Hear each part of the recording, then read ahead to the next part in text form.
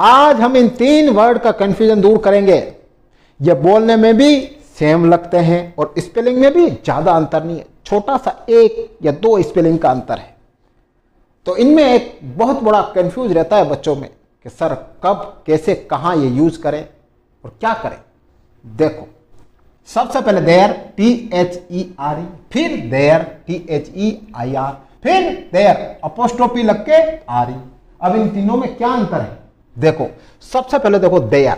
There का हिंदी मतलब होता है वहां उधर, किसी जगह की ओर इशारा करना।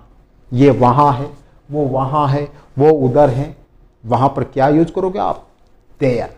एग्जाम्पल देखो आप, गो देयर, वहां जाओ, कहते हैं ना गो देयर, वहां जाओ। फिर और देखो, देयर इज अ ट्री, वो एक ट्री है, वो एक ट्री है। मतलब इशारा करके कुछ भी बताना हो तो क्या यूज करोगे? देयर। फिर देयर का एक जगह यूज और होता है सिंपल सेंटेंस में। सिंपल सेंटेंस आप अच्छी तरह से जानते हो और नहीं जानते हो तो इसका वीडियो मैं बाद में बनाऊंगा। सिंपल सेंटेंस वो होते हैं जिसमें सब्जेक्ट कोई काम करता नहीं है, इसमें सब्जेक्ट के बारे में बताया जाता है, वो सिंपल सेंटेंस होते हैं। और सिंपल सेंटेंस में 3 चीज होती है, सब्जेक्ट, ऑब्जेक्ट और हेल्पिंग वर्ब। लेकिन कुछ सेंटेंस ऐसे होते हैं जिसमें या तो सब्जेक्ट होता है या ऑब्जेक्ट होता है, दोनों में से एक चीज होती है और हेल्पिंग वर्ब हो जाती है। तो वो कौन से होते हैं? Simple sentence. कौन से होते हैं? देखो आप, एक राजा था। अब एक राजा था, इसमें क्या है? इसमें सिर्फ सब्जेक्ट है, ऑब्जेक्ट नहीं है, ध्यान रख लेना। तो ये कौन सा सेंटेंस हो गया? सिंपल सेंटेंस हो गया। अब इसको कैसे बनाओगे?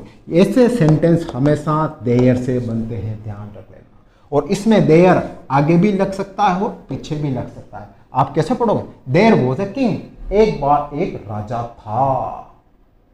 अब इसको आप इस देयर को पीछे भी लगा सकते हो, अ किंग वॉज देयर, एक बार एक राजा था।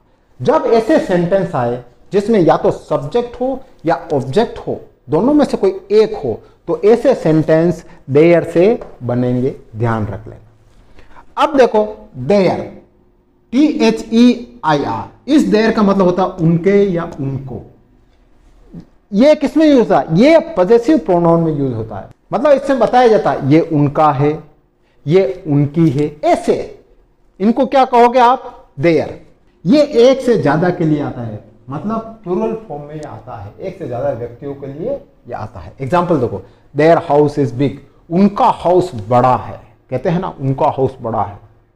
और एग्जाम्पल देखो, दे फॉरगॉट देयर बुक्स, वे उनकी किताबें भूल गए। तो यहां क्या यूज करोगे? देयर। फिर देखो, दे और फिर अपोस्ट्रोफी आर, ये क्या है? दे आर का शॉर्ट फॉर्म है, ये कुछ भी नहीं है, दे आर का शॉर्ट फॉर्म है। इसका मतलब क्या होता है? वे है। अब एग्जांपल देखो, दे आर टीचर, वे टीचर हैं। ये भी एक से ज्यादा व्यक्तियों के लिए आता है, प्लूरल के लिए दे आर आता है। अब अगर इसको आप दे आर भी लिख सकते हो या फिर इस शॉर्ट फॉर्म दे करके अपोस्ट्रोफी और आर ई, ये भी आप कर सकते हो।